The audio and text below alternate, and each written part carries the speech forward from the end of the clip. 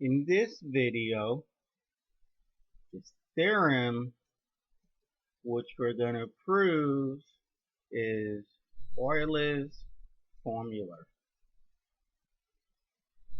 which states that e to the I theta is equal to cosine theta plus I times sine theta.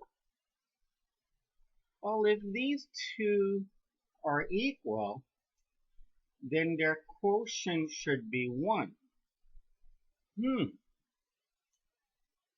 That means the derivative of their quotient should be 0. So first, let f of x equal cosine theta plus I sine theta over e to the I theta. And let us take the derivative. F prime of x. The derivative of the top, which is negative sine theta, plus a constant times the derivative of sine theta, times the bottom, minus, let's write this down with more space, please.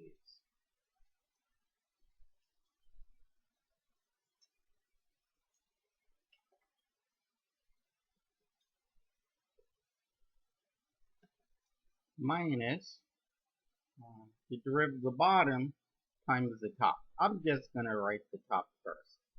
The top times the derivative of the bottom.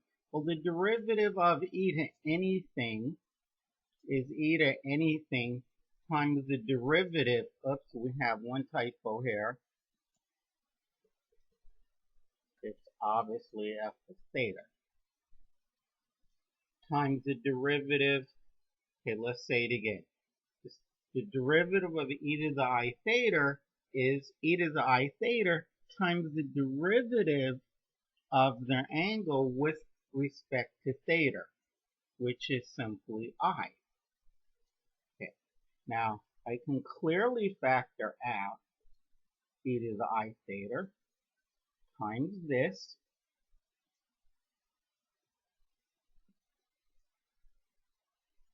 minus I times that minus I times that, which will become plus sine theta. Well, this plus that cancels to 0. This minus this cancels to 0. The derivative is 0. Okay, now f prime of theta equaling 0. This implies that f of theta is a constant, is equal to a constant for all theta. So let's go and find out what constant it is. Remember, there's our definition. So what is f of 0, for example? It's cosine of 0. It's cosine of 0 minus I times the sine of 0 all over e to the I times 0. Well, the cosine of 0 was 1 minus I times the sine of 0 is 0, and e to the I times 0 is 0, and e to the 0 is 1. So we end up with 1. That is, which has to be k, the constant. Because f of theta is always k. So what we just found out is that f of theta, which is equal to the cosine of theta plus I times the sine of theta over e to the I theta, is identically 1. Well, when a fraction is 1, that means the top and the bottom are equal. E to the I theta is equal to cosine theta plus I times sine theta. And The theorem has been proved.